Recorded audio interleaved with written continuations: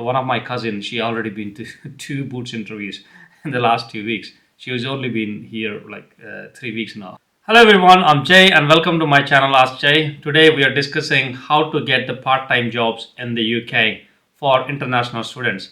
I was asked to make this video, right? It's been a while since I have done part-time jobs. And now, I have worked in a skilled job as an IT manager before. Now I run my own business.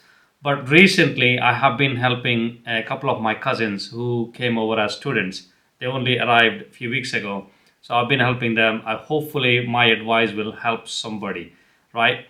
So the part-time jobs, it's a tricky one, and also the recent influx of students, international students to the UK, doesn't help the situation. So there are only few jobs, but the competition is high, right? Now this is the time you need to stand out from the crowd and get the job, right? There are a few things you need to do before you look for the part-time jobs. I have made a video on what to do when you arrive in the UK, things to do when you arrive in the UK, like getting a bank account, NI, national insurance number, and a few other bits and pieces, getting a university letter and whatnot, enrollment with university, collecting your PRP card. Please do go watch that video. So coming back to the part-time jobs, right? So quickest way to get a part-time job is usually through a reference. If you have a friend or a friend of a friend working somewhere and they have a vacancy, usually they can get you a job easily, right? If they refer you to their manager, that's the quickest way. That's how I got the job. I arrived in the UK on 3rd of October, and by 10th of October, I was working in a part-time job, right? So I knew somebody. Well, I didn't know him before I come here, but I came to know once I arrived, and then kindly enough, he actually referred me to a job, and I got the job, right? So that's the quickest way, right? Referral jobs. And the next one is, this is a bit hard, but if you have driving license, especially if you have UK driving license, you can get the job very quick, because most people arriving in the UK, they don't have driving license, let alone the international driving license, well, let alone the UK driving license. They don't even have international driving license. Some places they may accept your international driving license, and if you have a vehicle, then you can do delivery jobs. Delivery jobs, they're always looking for drivers, and this is the another quickest way, right?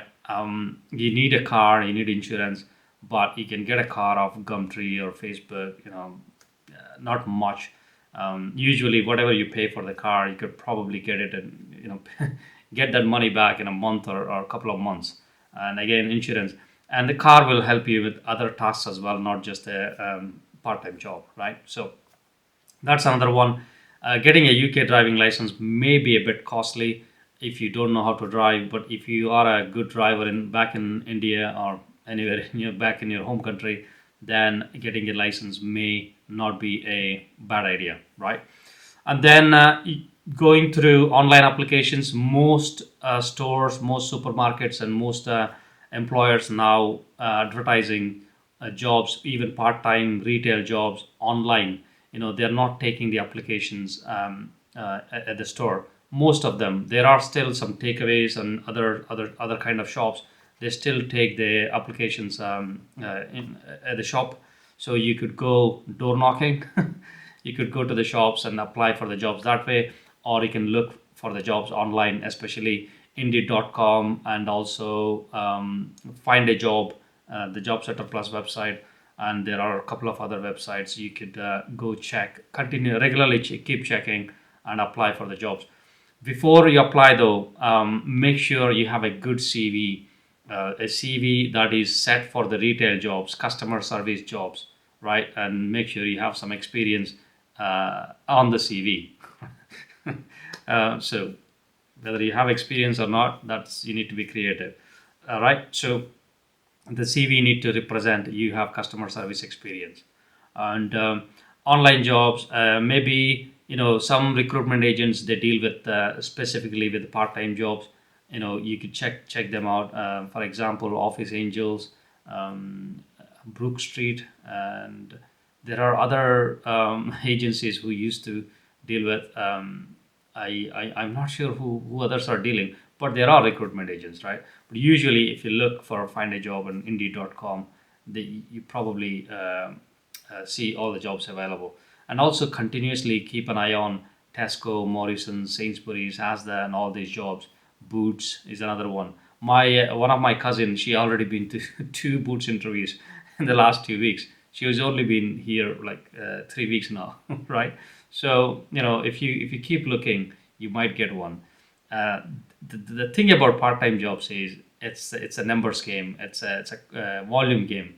You just need to apply and apply until you get one, right? However, I will tell you something else regarding the part-time jobs as well, not just a way of applications. You can't hold back. You can't be shy, or you can't be thinking, oh, if I ask for a job, what do they think of me? You need to leave all that. You need to let go of your ego. You need to let go of all those thoughts in your head. Just go and ask. Nobody will shout at you, nobody will hit you, nobody will do anything to you.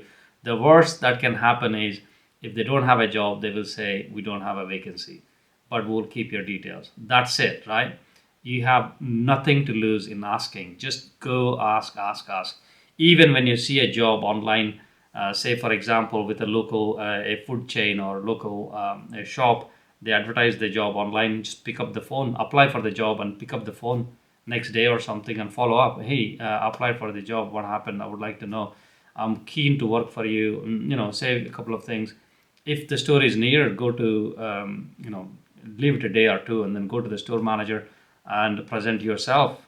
They may be impressed. So there are a number of things you could do. And also, once you apply, when you start getting the interviews, well, before even you start getting the interviews, go and do some research on customer service interview question and answers. There are loads of question and answers on YouTube, especially this guy Richard McMahon. He is absolutely brilliant. So make sure you listen to him. Make sure you practice how you can answer. Like, tell me about yourself. Tell me a situation where you dealt with a difficult customer or angry customer. How you delivered an exceptional customer service. So on and so forth. You need to be able to answer these questions just like that. You need to be smart, and also good communication. The more practice you do, better you will be, right? Um, what other jobs? Yeah, I'm just trying to think. Yeah, make sure you have your phone number and your address on the CV.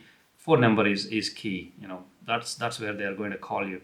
When you go into the stores as well, make sure you go on a weekdays. Usually in the mornings, most store managers usually work from early hours to late afternoon, or early afternoon or late morning. Right? Usually go in the weekdays, Monday, Tuesday, Wednesday, like that in the mornings, and they are usually there. You get hold of the store manager and you can speak to them. And make sure you take a copy of your CV with you when you're visiting these stores. So I would probably keep like 5, 10 copies in your bag, just in case, right? If anybody asks you a copy of CV, or if you go into a store, you ask for a job and they say no, but you can still leave your CV for them to call you next time there is a vacancy, right? So make sure, don't forget to have your CVs with you. Or even you can write up a cover letter as well. You can get CV samples and cover letters from Google and modify for yourself, right? There is another one. If you have experience back in India, like you worked in an IT job or some skill job, you could look for part-time skill jobs in the UK that can be done remotely, or if some available in your city, right? For example, office admin or admin assistant jobs. There are jobs usually available on part-time basis as well. The only caveat is they may be asking you to come in for a few hours every single day from Monday to Friday. So you need to check whether what's they are asking for, and also your university hours, when your university is, and all that. If you can get one of those jobs, office based jobs, brilliant, man. Nothing beats it. And another thing you can be more creative is, there are jobs, either office jobs or even part time jobs, usually ask for weekend availability, because lots of local, UK people, they may not, they don't like to work on weekends. So the shops and supermarkets, they are looking for people with weekend availability. That may be a good option. If there is a weekend availability, your chances are more likely you will get the job. And night shifts and early morning starts as well. That's another one. Usually, employers don't get people for early morning starts and night shifts, and usually the employers, Tesco's and supermarkets, they usually pay more for night shifts as well. Night shifts is actually not bad. You just stack the shelves, and it's and also it's not boring. So you'll get through it, and usually you get longer shifts during nights as well. So even if you work for just two night shifts, that's enough for a week. And remember, you can work part time during your term time, and you can work full time during your vacations. So that's another thing. You can probably do multiple jobs or same job full time. That's another thing, right? So if you think I missed anything, or if you have any questions, please do leave a comment below, and I hope this helps. Please do like and subscribe to this channel. I will be making more content around finding the skill jobs. That's my area of expertise, right? So thank you so much, and all the best.